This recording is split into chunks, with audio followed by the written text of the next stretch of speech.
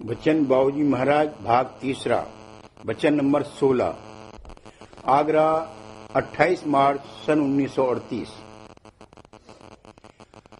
समाध और गुजरे हुए संतों की कारामद चीजों की बड़ी ताजीम करनी चाहिए, लेकिन उनकी मूर्ति की तरह पूजा करना और ये आशा करना कि परमार्थ इसी कार्रवाई से बनेगा नादानी है।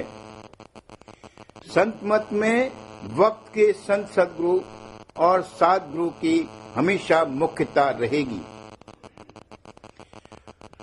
वक्त सत्संग के एक सत्संगी आया और समाज में स्वामी जी महाराज की तस्वीर पर बार बार जोर से फूल फेंकने लगा, इस जोश व उमंग के साथ कि गोया ये बड़की भक्ति की रीति है और खास जरिया दया हासिल करने का है। इत्तेफाक से महाराज ने देख लिया, तब फरमाया कि समाज की बड़ी अजमत और बुजुर्गी है, ये ताजीम और अदब की जगह है, पवित्र स्थान है, मगर मंदिरों में मूर्ति पूजन की रीति से समाज की पूजा करना और दूर से हार, फूल, रोली, अक्षत वगैरह फेंकना निहायत नादानी की बात है। समाज को मूर्ति पूजा की जगह नहीं बनाना चाहिए, ये कार्रवाई बंद होनी चाहिए।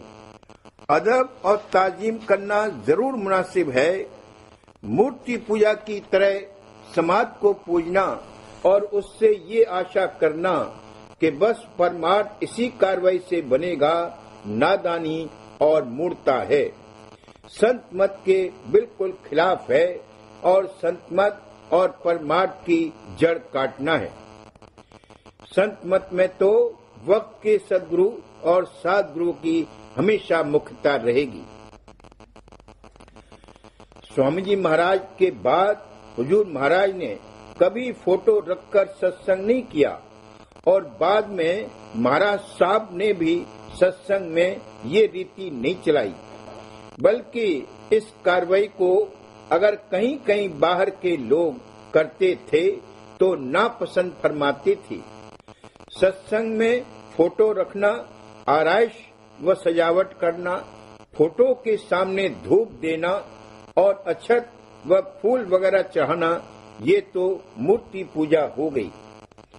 समाज, भजन घर और गुरुद्वारे में फोटो रखी हैं, बस यही ठीक और काफी है।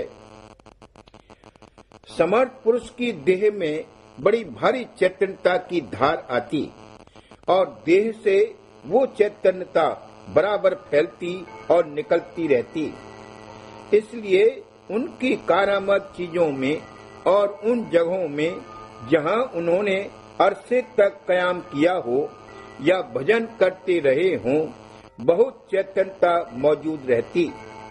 उन चीजों को स्पर्श करने से वो ऊंची चैतन्यता स्पर्श करने वाले में भी कुछ थोड़ी सी समाती। इसलिए समाज, भजन घर और गुरुद्वारे में वो चीजें मसलन पलंग, चौकी, खड़ाऊ वगैरह भी रखी गई हैं कि उनको स्पर्श करके ये फायदा हासिल किया जावे। इसी तरह ये फरमाया है कि जो कोई भजन घर में बैठकर भजन करेगा उसको विशेष मदद मिलेगी और परिक्रमा देने से भी यही लाभ होगा। इन जगहों और चीजों की क्या अजमत और बुजुर्गी है, इसका ये उसूल बयान किया गया है। अलावा इसके समाज पर हार, फूल, प्रसाद पेश करना प्यार और अदब का निशान है।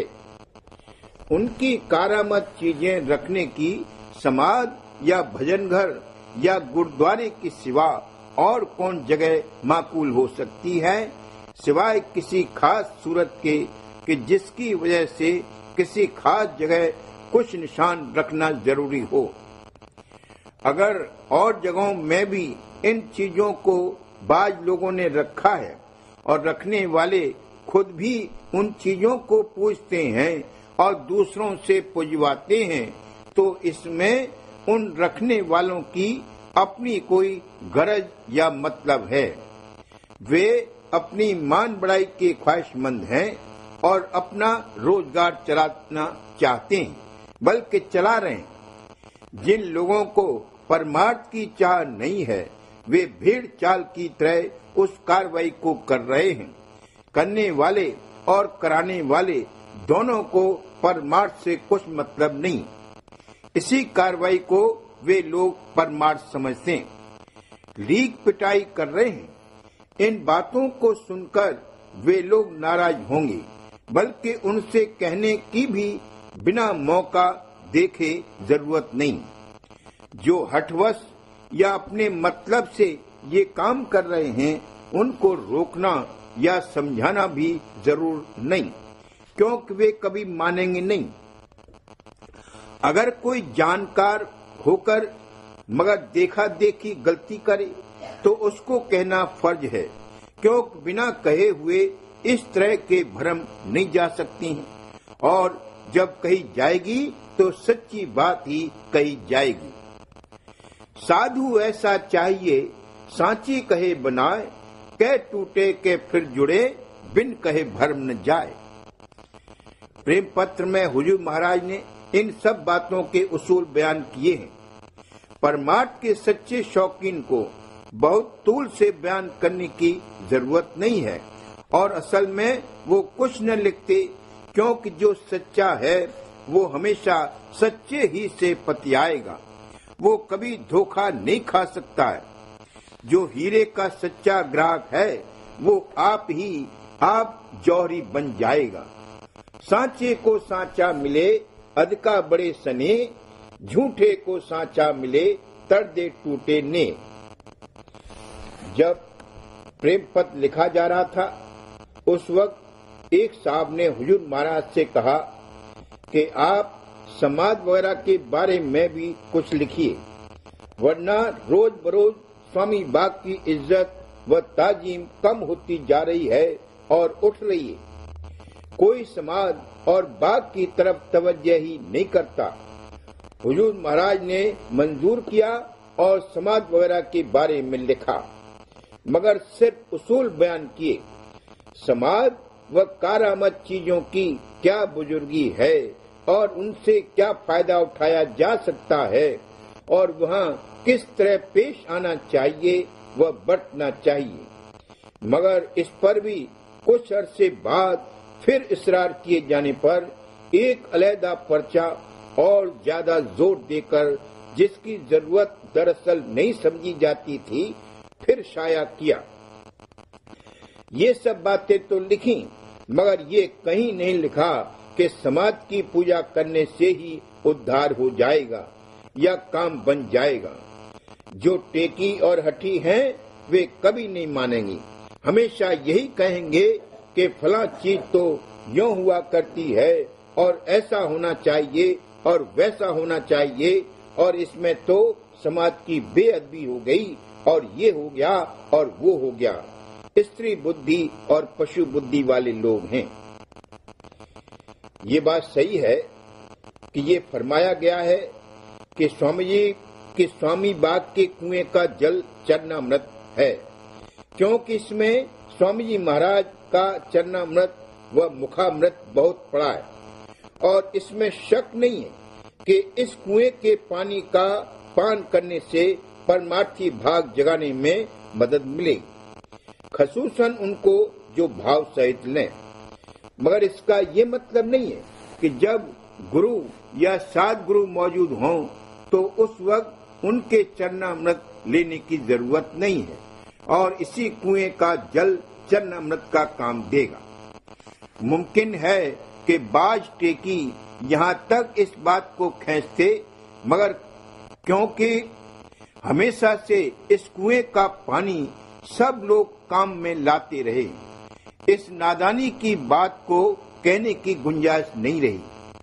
टेकी हमेशा सत्य अनुराग से कमोबेश खाली रहती, या उनका शौक परमार्थ का बिल्कुल कमजोर व दबा रहता है, और उनको नहीं सुहाता कि अनुरागी भक्तजन वक्त और जागे गुरु की हर बात में मुख्यता रखें और इसलिए सच्चे मार्ग से हटाए रखने की कोशिश करती रहते हैं और समाज और निशानों की पूजा के ओझले में अपनी पूजा कराती हैं और अपना मतलब निकालते हैं। जब हुजूर महाराज विराजमान थे उस वक्त स्वामी बाग के कुएं का जल उनके चरणों पर डालकर या उससे उनको नहलाकर उसी को तो चरणामृत और हुजूर महाराज के कुल्ली किए हुए पानी ही को तो मुखामृत करके लेते थे। सिर्फ कुएं के जल को पीकर तो सब्र नहीं करते थे। अगर संत सदगुरु या सद्गुरु विराजमान न हो तो अपने अंतर में जितनी बने परमार्थ की कार्रवाई करते रहो और उनकी तलाश व खोज में रहो। बाहरी चीजों का जो अदब लाजमी है करते रहो और थोड़ी बहुत मदद जो उनसे मिले लेते रहो, मगर उनको अपने परमार्थ का आधार मत बना लो, उनमें अटको मत। अगर संत सदगुरु विराजमान हो और उनका समागम प्राप्त हो तो ये महाबड़भागता की बात है। फरमाया है कि अगर इसको संत सदगुरु मिल जावे और उनके चरणों में प्रीत प्रतीत आ जावे तो इसका काम बन गया, इसको किसी की जरूरत नहीं है। ये बिल्कुल सत्य है। फिर किसी के आगे हाथ पसारने की कोई जरूरत नहीं, मगर उनके चरणों में प्रीत प्रतीत का आना बड़ा मुश्किल है।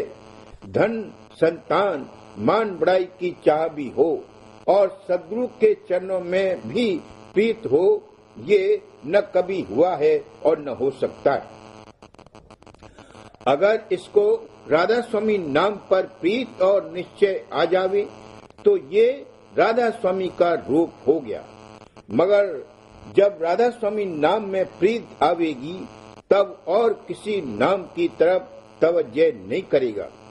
परमार्थ कमाना कोई आसान बात नहीं है, तन मन चाहना पड़ेगा, जो सिर्फ सच्चा परमार्थी ही कर सकता है। जान भक्त का नित्मरण अनजाने का राज, सर और सर समझे नहीं पेट भरन सो काज। जो पतिव्रता स्त्री है वो अपने पति को अपना तन मन और जान तक अर्पण कर देती और यही पतिव्रत अंग है। इसका पालन करती हुई वो सास ससुर जेठ देवर वगैरह का भी अदब कर देती। अगर वो अपने पति के लिए जान दे दे तो क्या इसमें सास ससुर जेठ देवर की बेअदबी हो गई? ये बेअदबी नहीं, ये तो ठीक पतिव्रत अंग है। अगर पतिव्रत में ये बात है तो गुरुव्रत तो पतिव्रत से भी बहुत ऊंचा है। बात असल में ये है कि किसी को पति मिला ही नहीं। एक मर्तबा इत्तेफाक अजमेर जाने का हुआ और वहाँ ख्वाजा साहब की दरगाह पर भी गए और मजार पर ताजीम के साथ माथा टेका। उनका 7 का दर्जा था और उनकी मजार काबिले ताजीम है। महज इसको देखकर बाज औरतों को ये ख्याल हुआ कि ये जगह खास शक्ति की है और अपनी मुराद दिल में याद करके कुछ भेंट पूजा करने लगी।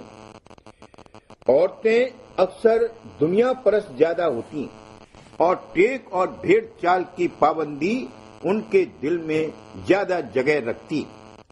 औरतों की इस कार्रवाई को देखकर वहां के मुजावरों को अच्छा मौका मिला और औरतों के पीछे मुरादें पूरी होने की उम्मीद दिलाकर भेंट पूजा करने को दौड़े।